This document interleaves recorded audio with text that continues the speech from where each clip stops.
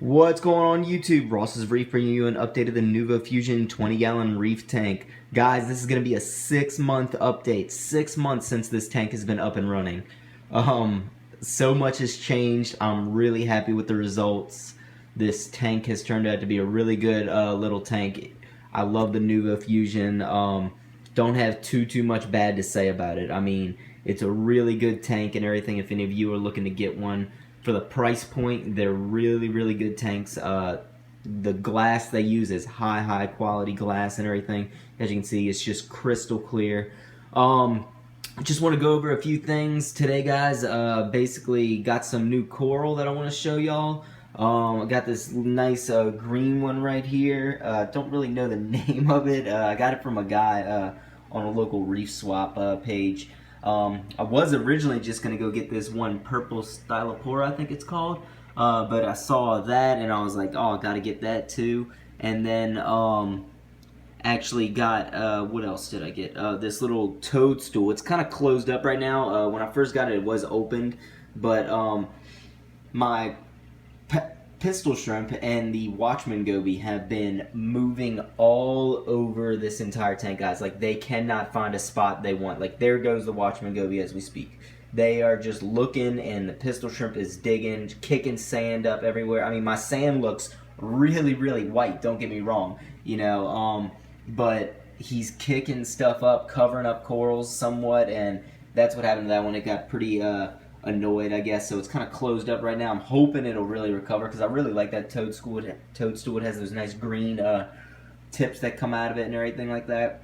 So let me just go over a few other coral, and you know, I moved some coral around. I don't know if I showed y'all, but I moved that Favia over there. I don't know if he's gonna stay right there, but I did take him off the rock. He just didn't really belong on a rock. Those are more so ground corals. I didn't really research that too much, but I wanted to leave this spot open in case I wanted to get something else, and then the zoanthids right here can go in, and then this plate coral was starting to really grow out that way.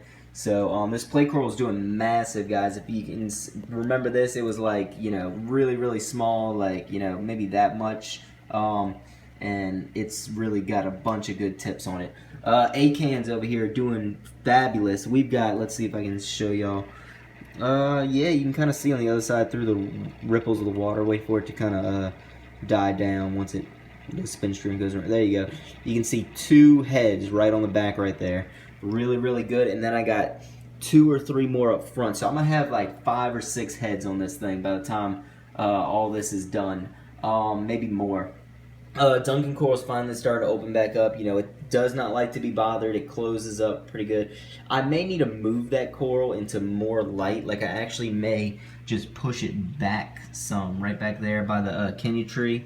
And we'll see how that works. Got the starfish over there. Royal Grama, I don't know if y'all saw him. I think I did show y'all. He's finally out and about. You know, he stays out pretty much. He does kind of stay tucked. He doesn't swim around as much as all the other guys, but you know, that's what makes these guys perfect for nano tanks. If you really want some good color to your tank, these Royal Gramas you can't go wrong with. Do have a screen top on because they are jumpers. I just took the screen top off right now to do this video. You know, it allows more light through and a little bit, I don't know, in my opinion. But let's see, the pulsing zinnia right here doing really good. You know, still massive even after I fragged a bunch of it off. Like, it still just opens, and I'm already looking at the places where I cut the pulsing zinnia. It's already got new stalks growing. Like, that stuff grows like a weed, guys. I can't believe that. Bubble tip doing really good. I fed it some mysis shrimp for the first time yesterday, and it seemed to really like those, and it's really bubbled up right now, looking good. It's got its mouth kind of open right there, ready to catch anything else. Hammer coral, man, look at this. Guys, this one's doing really good. I'm really happy about this. I did lower the flow on this Vortec MP10. That's one thing I want to get into real quick. A lot of people have asked me what all I have on my tank, how I did everything. You know, in the very beginning, I said this Vortec was a must, that you must have this in this tank. My opinion of that has somewhat changed. I'm literally running that during the day at 10%. 10%, guys. That's the max it goes to on nutrient transport, 10%. Once it gets to in the afternoon, it cuts down to 5%. And then at night, when all the lights are off, it goes to 2%. That pump is not circulating too much. It does provide a nice little bit of extra movement in the tank. Since I upgraded the return pump to the Cobalt MJ1200, I do get more flow in here, and with the conjunction with the spin stream pumps, you do get even more randomized flow. Is it a necessity to have the Cobalt, I mean not the Cobalt, sorry guys, I'm blanking here, the MP10 right here, the Vortec? Not necessarily, probably, depending on the type of coral you have, and also the rock work, guys. You can't just plow a bunch of rock. You need to make it to where your rock work, basically your aquascape, breathes, okay? If you notice how I did mine, I kept that in mind. I made it to where there is water movement all around the tank. There's no dead spots. Like, this isn't pushed all the way up against the wall to where water can't move back there and create dead spots and detritus and all that. I kept that in mind when I designed my rock work, is that I wanted to be able to have a flow in the tank, and it's worked out really well. I see these aquascapes that are, you know, all the way pushed up against the wall, and I can only imagine the amount of food and crap stuck behind those rock works. This way I can, when I'm doing my cleaning, right before I do my water change, I get a little like turkey baster type thing, and I just squirt all the rock in every direction. And still, you would be amazed at the amount of stuff that comes pouring out of those rocks. Like just poo, leftover food. You know, my cleanup crew does a decent job of keeping the sand and some stuff clean, but they can't get it all. So what I do is I get that turkey baster, like I said, and stir it up, and then I do my water change. I take all that water, while most of that stuff is floating around. I don't get all of it, but do I get a lot of it? Yeah. And then whatever else is left gets sucked up into the filter socks in the back. So that's the thing, guys. Depending on the coral, you know, if you're just keeping softies in here and a couple zoanthids, maybe a few LPS, do you need this MP10 or something like that? Maybe not if you upgrade your pump. I would play it by ear. Go and don't just buy this in the very beginning, possibly, but do upgrade your return pump. I will say that. Very good pump. Love the MJ. Super quiet, guys. Super quiet. Don't hear it at all.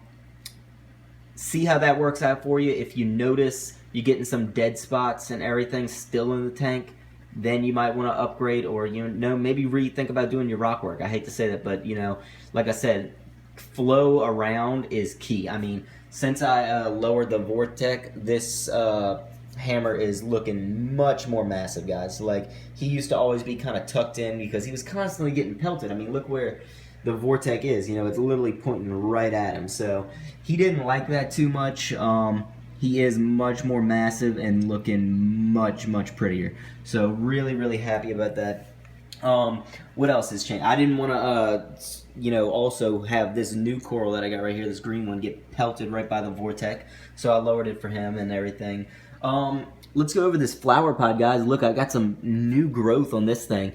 I did switch it off of that rock and onto the frag plug. I don't know if some of y'all saw that maybe in the last video I did, but I did just switch it to that because the rock was taking up too much space, and I do plan on getting some new coral soon, so I wanted to maximize space, and so I just put it on a frag plug, and I like it that way. It looks fine on there, but like this, the tissue has grown over the skeleton, so I'm getting more growth on that, which I'm really happy about. These little guys, I was watching a video last night, and actually someone said they're pretty hard to keep, and I will say he doesn't like to grow too much. Like, he always kind of stays tucked in. Every now and then I'll see him with his you know, polyps really extended, but other than that, I mean, this is what it looks like most of the time. Someone asked me about my rose bubble tip anemone. I saw that in one of the comments. Let's see, guys. I got the one back there that the clown hosts. Let's see if I can get you a video. Yeah, right there. It's pretty massive. It's almost the same size as my when I had it for the very first time before it split. So it's staying right there. The other one we got right here. See, it's probably ready for some food. I'm gonna actually feed it in a little bit. That one is doing the best, well, out of the two small ones. And then I got this small one actually stuck under the candy canes right here, which just isn't really doing good. Mainly because it's so small and I can't feed it with anything, so it can't grow. You know, this one over here was a little bit bigger when it started off, but it was just big enough to where I could maybe stick a mysis shrimp down its throat and it'd eat, and now it's growing. So, you know, I don't know what I'm going to do with that one. One day I may end up taking it off or something like that and doing something with it. Not sure. But let's give you a top view of the tank. Look at this pink, whatchamacallit, pink reddish plate coral right here, guys. Looking really, really good. Look at the growth I've gotten on it. Really happy how it's extending. That'll look really, really pretty once it's fully grown. Like, not ever fully grown, but once it gets really big. Got that plate coral over here, guys, that purple one. If y'all remember that thing from the very beginning of my tank, those of you who have been with me since the beginning, thing was so small. I mean, it's still kind of small, but compared to what it was, I've gotten some major growth out of it. So, then we got the frog spawn over here. The heads are just massive on that thing. This thing has always been my most massive coral. I'm going to have to watch it because it's kind of getting close to this red Stylopora up here. Or I don't even know. I'm not a very good coral naming, remembering the names of coral, guys. Let's see. What else do we want to go over? Nothing much. I do have one more fish coming in. Maybe this Friday to replace, you know, I lost my firefish and my canary blenny, which I'm really upset about. You know, the firefish, he didn't show his face too much, but that canary blenny always, you know, zoomed around the tank and had some really good color on him. So I was really upset about that. But I did get the Royal Grama to replace one of them, and I am getting a Catalina goby, guys. Those are really, really pretty. So if you don't know what those are, check them out. They may be a good nano fish for your tank. Let's see. Today I cleaned the tank really, really well. I took the protein skimmer out and totally cleaned it, soaked it in some vinegar, let it run in vinegar to really clean that pump. I took the pump apart, cleaned it.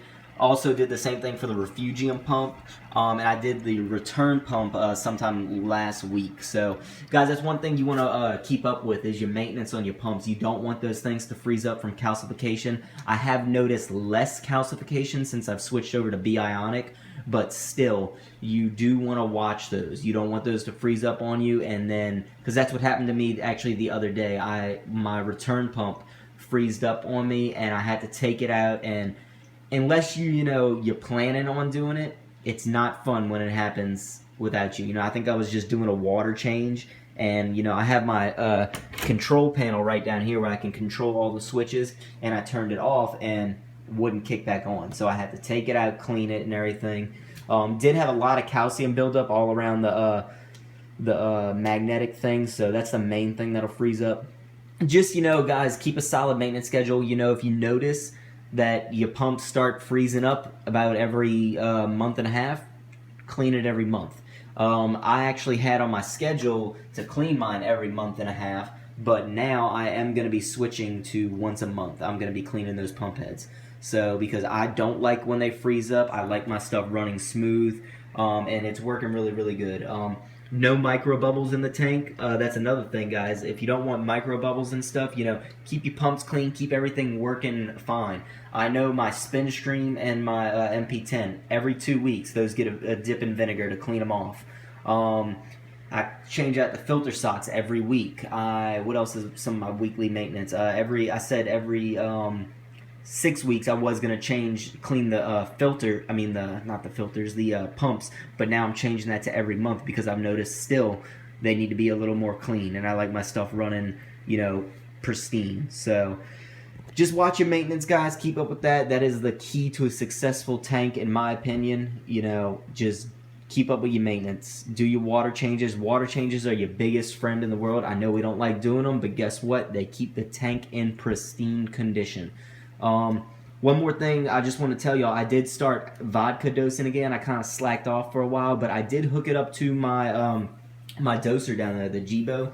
I am dosing 1 ml of vodka per day. I just went to the store and got some Taka vodka, cheap stuff, and it's got the right amount of ethanol and everything in it. So right now it's just at 1 ml per day. I'm gonna let that run for about a week, and then I'm gonna bump it up to around 2 mils per day. And we'll see how that goes. I'm going to probably maybe only max out around 4 to 5 mils per day once it's all done in like a couple months.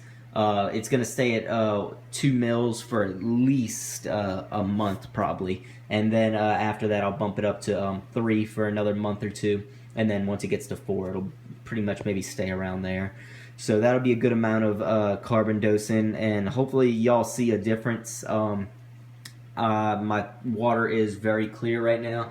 That is partially because, you know, I did also change the carbon GFO at the other day, so, you know, that'll keep my tank looking pristine and everything. Basically, I'm wanting to get all this ready because I've got that coral show coming up in less than a month. I know I got a few coral here, but my main things I'm looking for is a scolie and a clam.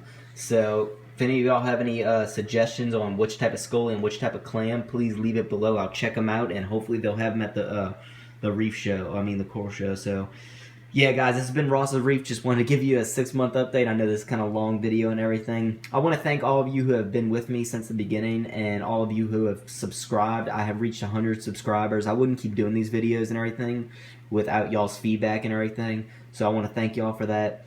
This has been Ross's Reef. If you haven't already, hit that subscribe button. This is going to be going on every week, doing an update of the tank, a review of a product, or something new that I'm trying. If you like what you see, let me know. I'll keep it up. Thanks. This has been Ross's Reef. I'll see y'all later.